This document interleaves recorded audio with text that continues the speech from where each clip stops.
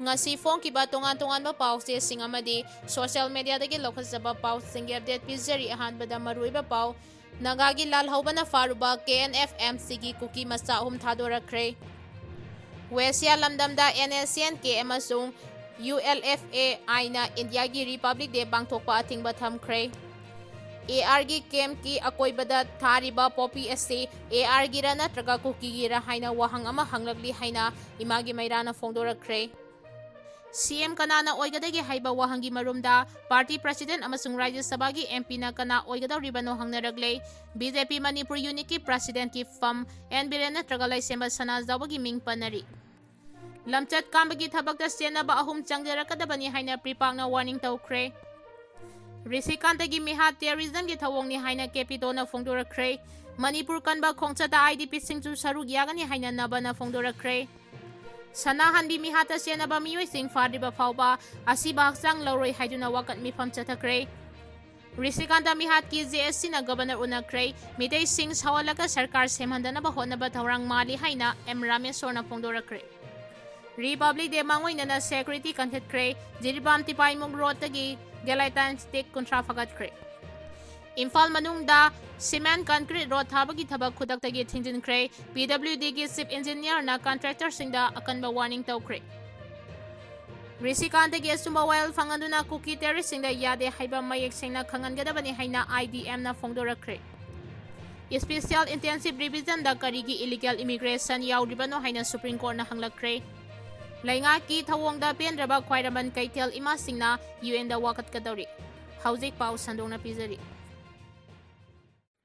Risikantagi asumba wild fanganduna Kuki terrorist singda yade haiba mayek singna khangangadabani haina IDM na fongdorakhre. Risikantagi asumba wild fanganduna Kuki terrorist singda yade haiba mayek singna khangangadabani haina Indigenous Development Mission IDM na fongdorakhre. IDM gi Publicity Secretary Khetri Mayum Inausana Thadorakiba Jerol Amada Sahi Anima Kai Handilaglaba Meitei amasung Kuki immigrant anigi irangna ngasi fawalamda masi tangdu leitana hingba ngamdre. Ngasi karam sawa Kuki furuki terrorist oiba thabak thawong kayana mathau haptuna lamdam asigi miyamda hen awaba piri madam kharagi mungnabagi thawong sing lepluraba matung thasigi saidat kunmathoida Chorchanpur district mayang lamam risikantabu Kuki terrorist kharana mihati na hatkiba thawong asina nahawna na Meitei singda mai subagum thokle immigrant Kuki singi lepa leitaba terrorist ki lisat kayabu kumhaigum yengliba India lenga ki thawong Meitei amati lamdam sigi yellow furup singna awangba thakta kanem tawi Kuki terrorist sing amadi Indian lenga ki thawong kaya asina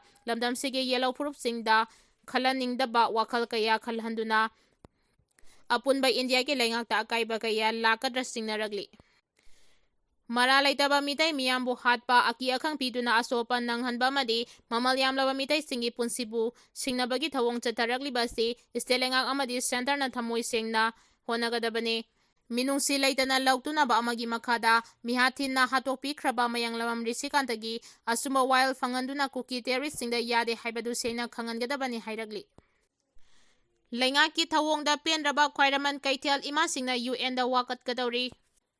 State lengak amadi center lengak na Meitei singda yengliba midyengbu pendraba khwairaman kaitel pambi ima singna United Nations UN da serol thaduna wakat lagani hairi. Ngarang khwairaman kaitel na panthokpa paugi mifam amada khwairaman ima kaitel Joint Coordinating Committee for Peace ki convener Laishram Memana mathaki wapamasi fongdorakpaga loinana mayang lamam risikantaki tamthiba mihat asigi matangda Manipuri Governor Ajay Kumar Bhala yauna leibak asigi Prime Minister amadi Home Minister na tumina laisiliba karigino center amadi Manipur lengak na Manipurda free movement lehalagani amadi buffer zone laite haina fongdokhraga karamna mihat asi satharibano haibagi paukum mihat asiga mari leinana risikantaga loinarami hairiba nupi adu ngasi fawa karigi puthoktabano Kuki ama sibada leibak pungjau thinduna nungaitaba fongdoklaga Meitei ama misam ama siba matamda gracia piraga warishin purakpa yabra laingakna khulai sing thingalangnaba thokiba order amagi matung ina laiba miyam asina laingaknaba so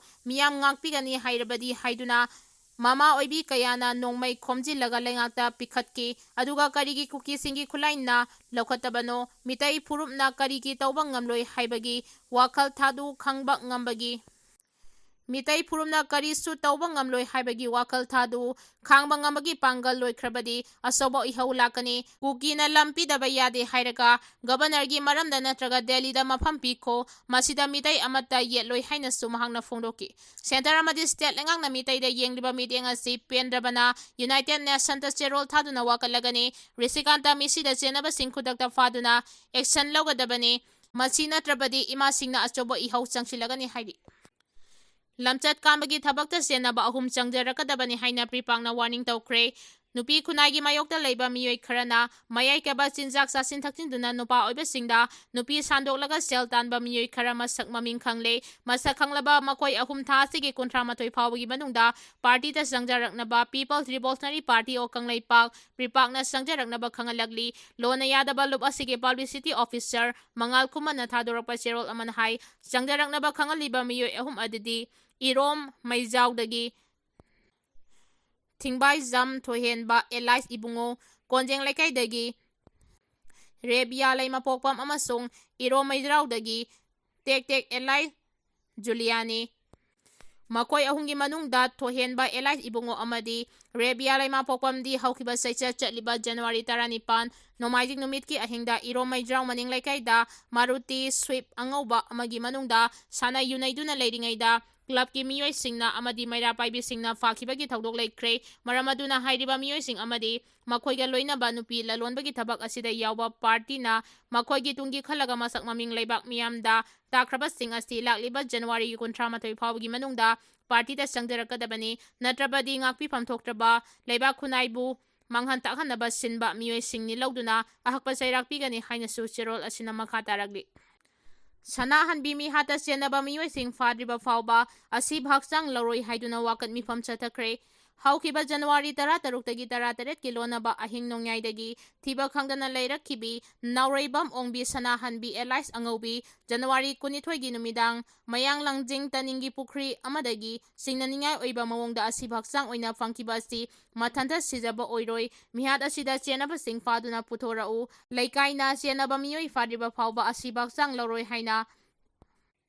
Kongpal Social Development Organization amadi Kongpal Khaidem Laikai apunba nupi lop anina kusamnaduna Kongba Mayai Laikai UGB School Complex sa wakat mifam chatakre Risikanda mihat ki JSC na governor unakre Meitei sing sawalaga sarkar semhandana ba khotnaba thaurang mali haina M Rameswar na phongdorakre Kuki Lan Haudub UKNN na Kaksing Khuna Usan Makhongdagi Mayang Lambam Risikanta Butamtina Mihati na Hathiba Thaudok aduga mari lainana ngarang Kaksing Kendra gi MLA Mayang Lambam Rameswar yauna JSC gi Mihut Kangbu amana Manipuri Governor Ajay Kumar Bahalaga unakre Governor unaruraga tholakpada MLA Rameswar na haikibada mihat asina maram oiraga Meitei singbu saholaga irang thohalaga sarkar semba yadana ba honaba thaurang mali mihat asida Kuki leiriba MLA singnaso Kanglupur ki oiba mityeng thadoklaga crime tawriba sing adu criminal ama oina treat tawduna matik chaba dandi pihanana ba honamina si haina phongdokre Ngarang nungtil pung ahum kharai helakpada Kaksing Kendra gi MLA Rameswar yauna JSC gi mihut kangbu amana governor unakiba duda JSC gi maikei governor council na thamkiba Governor Council da thamkiba demand ayamba thabakta onthok pinabagidamak Governor bu thagatpa phongdoki Adubo mihat asida senaba miyoi amata ngasi phawba phagatpa ngamdaba silaibak thibani JSC na thankiba demand singi manungda mihat asida senaba miyoi sing phabiyo haiba wafamasi JSC na yamna maru ina lawi maramaduna hudi phawbagi oinadi laikhidraba risikantagi asibhak sang lawbagi wafamasi miyam yauna kupna khanaraba matungda warep lawgani haidi Republic Day mangoina security contact jiri bam tipai mog rotagi Galatine stick kontra fagat January 16 da pangthokadoriba Republic Day thauranga mari leinana security gi section thaurang hanadagi hena kanthatre thauram asiga mari leinana security na mafam kayada paksana operation chathariba asigi manungchana ngarang Fairjol district ki manungchanba jiri bam tipai mog rota leiba Assam Rifles ki mobile check post amadagi miyoi ani dagi yamlaba explosive konana fare haidi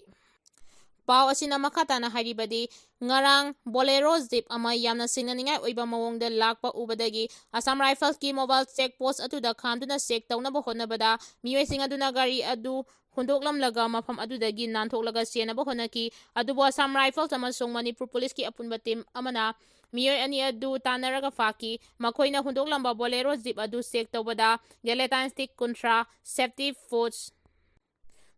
fuse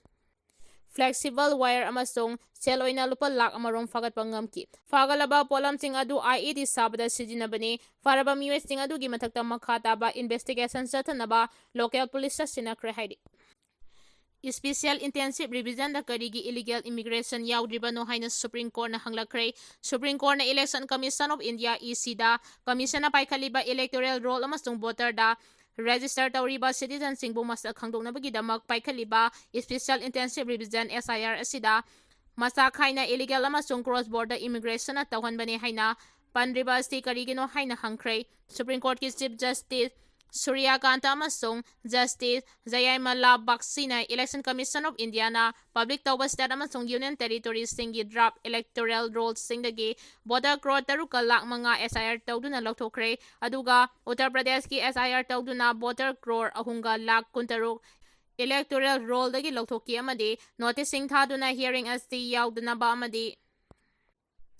Notice sing thaduna hearing asi yawnaba amadi makhogi citizenship documents singa loinana lagadabani haina khangankibasu leikre Amaromda Justice Baksina fongdokibada Election Commission na SIR tawribagi maramasti toina migration tawbami singi list tamakpalli amadi lisingani ahumda amendment tawkiba Citizenship Act aduna lisingani kunmanga da SIR tawbagi maram oihalibra haina hangki Imphal manungda cement concrete road thabagi thabak khudaktagi thinjinkhre PWD ki chief engineer na contractor singda akanba warning tawkhre Imphal city manungda suriba cement concrete road ki thabak sing public safety ga mari leinana complaint kaya lakpadagi khudaktagi matam kharanigi oina PWD na thabak suba thinjinkhre loinana department asigi chief engineer yi maikidagi contractor singda akanba warning tawkhre ngarang Imphal hotel da pangthokiba pawgi mifam amada PWD ki chief engineer Songtham Biswas Chandra Fongdokibada Manipur Urban Road Drainage and Asset Management Improvement Project Murdamip ki makhada suriba cement concrete road ki thabak singaste public safety ga mari leinana complaint kaya lakpadagi khudaktagi yamrabada sayol amagi oina natraga thabak asibu suriba contractors singna piriba safety norms singaste mapungfana ngaktriba phawbagi oina athingba thamle CM kanana oigadagi haiba wahangi marumda party president amasung Rajya Sabha gi MP na kana oigadoribano hangnaragle BJP Manipur unit ki president ki fam N Birena traga laisemba sanajawba gi ming panari Manipurda popular government ama sembagi matam khangnak naksilakpaga loinana kanana state asigi anoba chief minister oigadagi haiba kana amatana khangbang ngamdabagi mathakta chahi asigi June thadagi hanglagadaba Rajya Sabha gi MP gi fam kanada sinagadagi haiba sisu yamna kana party gi manungda nainaragle marak asida chapchanadi confirm tawdaba miyamna ngangnarakpada BJP Manipur state unit ki anoba president ki fam ex chief minister N Birena traga Rajya Sabha gi MP oiripa ningthaulai sema sanajawa anigi marakta amana oiraba yai hairi Party asigi state unit ki president S Saragi thabak pubagi matam na hanna henkrabani anoba president ama khandriba phawba mahakpu anoba president ama khandriba phawba mahakpu makhatana state unit asigi president oihallagasu handakti anoba president ama soidana haplagani haina center gi luchingba singna khangalakhiba leikre BJP gi national president su anoba amana sinkhrabanina mahaki team ama semgalakpada state khudingmaki president ki fam su nauna hapkadauri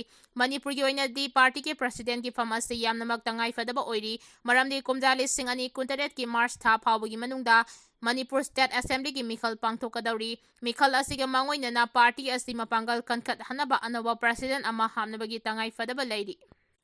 Masiga loinana Manipurda miyanggi lengak ama atuba matamda semnanaba thaurang tawriba asida chief minister oigadariba misaktuna kanano party ki president na kanana oihangani amasung lagliba June tha matam loiragadaba Rajya Sabha gi MP ase kanada oihangadage haibadu yamna kana nainaba haunaragle Risikantagi mihate region gi thawongni haine capito na fongdorakre Handak Kaksing Kunaudagi Mayang Lamam Risikanta Kauba Nupa Ama Churachandpurda Kuki lalaubasinga faraga hatkiba asti terroristki thawongni mihad asigi matangda Manipur police na Churachandpur area da uplamba ama fauba longthokpa ngamdaba mihad pagi likhun macha ama fauba singthokpa ngamdaba haibase Kangla People Confederation Capital na tasengna ngakpa phawi miyamna Churachandpur police asti karamba kanagi sahumda chatkharbano haina singnaningai oirakpasu yai hairi mamangda sumisam pharaga hatkibagi thawdok kaya ama thokre asiba pumnamak maranai taraga tokiba ngaktani Manipur lengak na so Home Department na so Center lengak na so ngasi fauba asumba wild puthokdana namsinkiba ngaktani NIA da sinakiba mihat kayagi kes kaya karomda chatkharbage leimakongda army ke manungmaktada mafam khangdana mangkiba Kamal Babugi kes kamdokre Jiribangi pekliba angang yauna miyoi taruk tamthina pharaga hatkibagi kes kada yaukre India busu lo leitaba leibak amara hairi Handak thokliba thawdok asti mainland India gi miyoi ama capital city Delhi da thokpa oiramlabadi India lengang na tumina yengduna leiramgadra khara henmankhre Manipur gi governor na so state asibu ningthina lengakpa ngamloidaba oirabadi lemna pham thadokpa yai misa miyangi punsi nga senba ngamdaba mayangi memorandum khak lausingani leiba oirabadi pion amana lengaklabasu ngamgani hairi Manipur kanba khongchata IDP singsu saruk yagani haina nabana phongdorakre Thasigi kuntramatoida Kokomina sinduna chatkadoriba Manipur kanba khongchat asida kumjali sing ani kulhumdoigi me ahumdagi lanjena tuna leiriba Meitei gi IDP singna amat oina sarug yagadabani haina Churachandpur Meitei United Committee gi co-convener nabaning thousand na phongdoragli Ngarang Manipur Press Club ki Thangjing Hall da Churachandpur Meitei United Committee Meitei Council More Committee on Protection of Meitei Victim More Meitei Union Kangpokpi Torbung GP Victim Committee Apex Committee on Victim Village Ikaw, Sadu Yen Komang, Dolai Thabi, Laina Pokpi amadi Marian Patki IDP singna punduna, pangthokiba paugi mifam amada, wafam asi nabaning thawdam na phongdokibani. Mahang na makha taraduna hai, kokomina sinduna thasigi kuntramatoida pangthokadoriba, Manipur kanba khongchat achida tampaki mafam kayada leiriba IDP singna, sarug yanaba mifam ama pamlaba matungda, sarug yaba haina yanaki.